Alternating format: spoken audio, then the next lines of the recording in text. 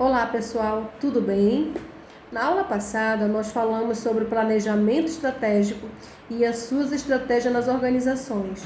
Hoje, dando sequência aos temas organizacionais nas empresas, dentro da disciplina de governança e tecnologia da informação, nós vamos falar sobre o Balance Scorecard, também conhecido com a sigla de BSC. Os dois autores e implementadores dessa ferramenta, dessa metodologia, professor Robert Kaplan e David Norton, eles perceberam que as empresas, ao momento que elas relacionavam tanto indicadores financeiros como operacionais, o ganho com relação a esses resultados positivos era muito maior, tá? Então, no momento que a gente está passando por um momento de tantos desafios e incertezas, é preciso que esses gestores hoje, esses empreendedores, eles possam ter instrumentos suficientes para acompanhar todas essas ações. Nada mais simples do que nada mais claro do que usar a metodologia. Tá? Hoje ela é composta, hoje ela é desmembrada em 4 aspectos, tá? Esses 4 tópicos nós podemos acrescentar, nós podemos apresentar como perspectiva financeira, perspectiva do cliente, perspectiva do processo interno e a perspectiva do aprendizado contínuo. Vamos entender como funciona? Perspectiva financeira é a mais importante, né? Ela é muito importante porque a empresa vai dar prioridade ao que ela tem. Então, a gestão de caixa, o seu fluxo de caixa, a capacidade de honrar seus compromissos, né? Então, isso ela precisa ser muito clara, ela precisa se comprometer, né, com a sua entrega. Na sequência, nós temos o estoque. Então, o estoque como perda da mercadoria, a data de vencimento e a validade e, às vezes, a obsolência de alguns produtos, tá? Custos, então, é uma palavra que vai ser muito exigida, né, no período pós-pandemia, porque nós vamos utilizar muito, eles vão passar a utilizar muito a palavra. Quais são as palavras? Reduzir, alocar e eliminar, não é? Então, a pergunta clássica para exemplificar esse tópico, faça a pergunta: como podemos ter lucro com essa atividade? No momento, é uma pergunta que as empresas estão se fazendo e estão tentando equacionar essa questão para se chegar a um denominador comum, tá?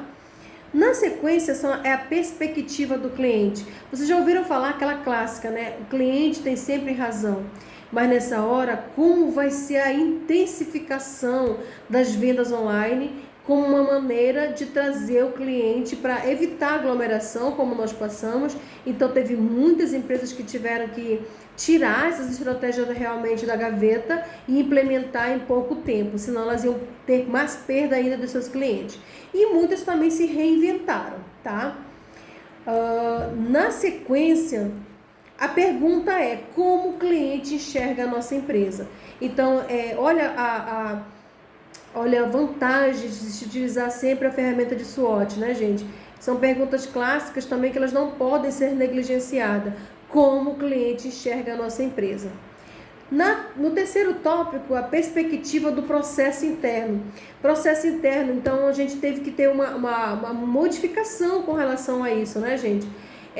Área de atendimento, o cliente agora tem que contar com fornecimento de álcool em gel, garantir o distanciamento. Então foram estratégias essas. Por isso que a necessidade de se criar o canal cada vez mais online, o canal interno, que eu possa realmente estar mais perto desse meu cliente. Então, a partir desse processo interno, a produção do escritório, né, teve que se reinventar com a metodologia do home office também. Então, outro desafio imenso será a maneira de estimular a criatividade e a inovação do processo. Pergunta clássica para esse tópico: como podemos melhorar nosso processo?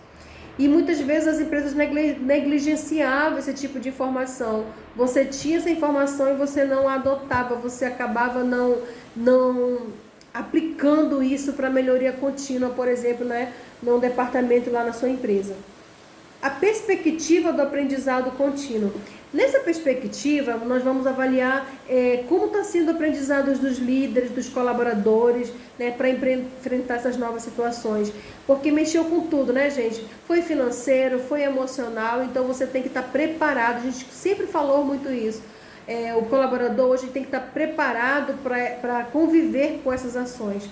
Então, a necessidade de treinamento, de desenvolvimento de líderes, e realmente a palavra em voga para esse tópico foi capacitar, né? Estudar, entender e melhorar o seu colaborador também. E como podemos crescer e criar valor é a pergunta fundamental.